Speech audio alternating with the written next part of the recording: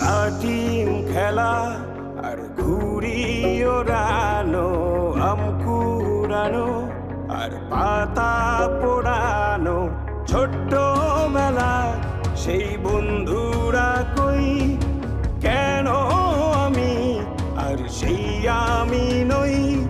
আজ অনেক বছর পরে খুঁজে ফিরি,